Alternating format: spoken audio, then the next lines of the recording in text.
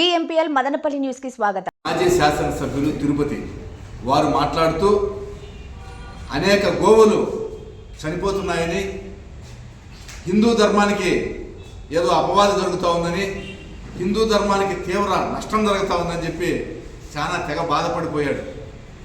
నిజానికి వీళ్ళు ఏ రోజు కూడా హిందూ ధర్మాన్ని పాటించినటువంటి వ్యక్తులు కాదు. వీరి నాయకుడు జగన్మోహన్ రెడ్డి క్రైస్తవ సాంప్రదాయాలను పాటిస్తున్నటువంటి వ్యక్తి.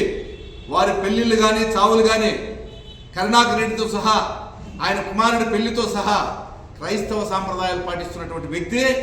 హిందూ ధర్మాన్ని గురించి, సనాతన ధర్మాన్ని గురించి, హిందూ ధర్మానికి జరిగే నష్టాల గురించి చెప్తా ఉంటే దెయ్యాలు వేదాలు వల్లించినట్లుగా ఉంది. 100 పిల్లులు తిన్న మార్జాలం తీర్థయాత్రలు చేసినట్లుగా ఉంది. వీరు గతంలో చేసినటువంటి పాపాలతో తీవ్ర దీంట్లోకి వెళ్ళిపోయారు. వైఎస్ఆర్సీపీ కార్యకర్తలు, నాయకులందరూ తీవ్ర ప్రెస్టేషన్లోకి వెళ్ళిపోయి ఈ సమాజంలో కులాలను రెచ్చగొట్టడం ద్వారా, మతాలను రెచ్చగొట్టడం ద్వారా వైసీపీకి ఆక్సిజన్ ఇవ్వాలి, ఆ కార్యకర్తలను తిరిగి కార్యకర్తలను కార్యోన్ముఖులు చేయాలని చెప్పి వాళ్ళు చేస్తున్నటువంటి ప్రయత్నాలను ప్రజలందరూ కూడా క్షుణ్ణంగా గమనిస్తున్నారు. గత వారం రోజుల్లో మనం చూసాం, ఒక మాజీ శాసనసభ్యులు, మాజీ మంత్రి, తణుకు మాజీ ఎమ్మెల్యే గారు కారుమూరి నాగేశ్వరరావు గారు, ఆయన అంటాడు గుంటూరు నుండి అవతల ఇళ్లలోకి లాగి కొడతారంట.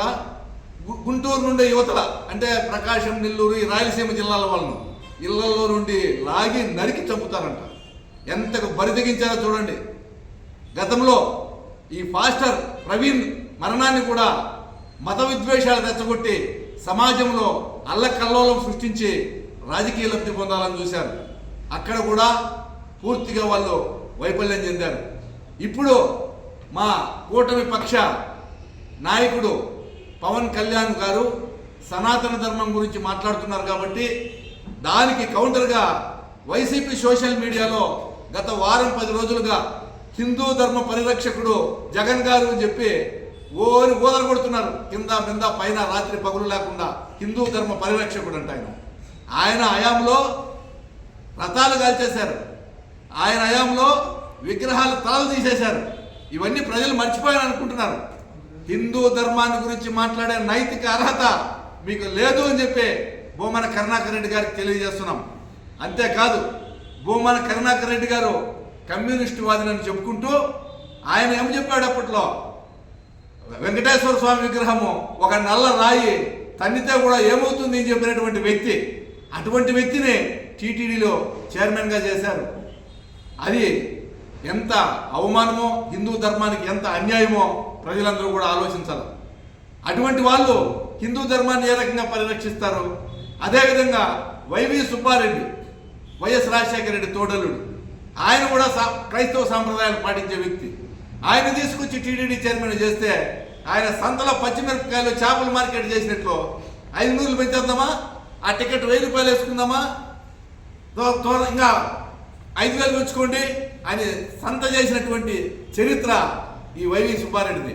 ఇటువంటి వాళ్ళంతా టీటీడీ చైర్మన్లుగా చేసి టీటీడీ ఉన్నటువంటి ప్రతిష్టను దిగజార్చి ఈరోజు హిందూ ధర్మానికి తీవ్ర విఘాతం కలిగిస్తున్నటువంటి వ్యక్తులు సమాజంలో చిచ్చు తగిలించి ఏదో విధంగా మత విద్వేషాలు రెచ్చగొట్టి ఒక రకంగా వైసీపీకి ఆక్సిజన్ ఇద్దామనుకుంటున్నారు. ప్రజలందరూ గమనిస్తున్నారు. తప్పు చేస్తే చంద్రబాబు నాయుడు ఎంతటి వారినైనా కూడా వదలరు.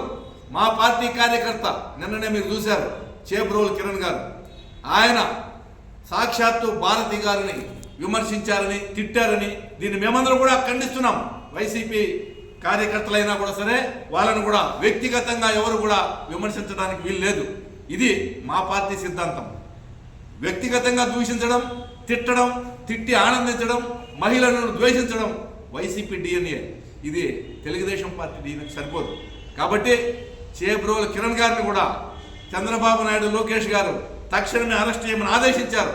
తప్పు చేస్తే ఎంతటి వారికైనా, మన పార్టీ అయినా ఇతర పార్టీ అయినా, ఈ పార్టీలో దండన తప్పదు. కాబట్టి ఇకనైనా ఈ వైసీపీ నాయకులంతా ఈ కుహన రాజకీయాలు మానేసుకోవాలా.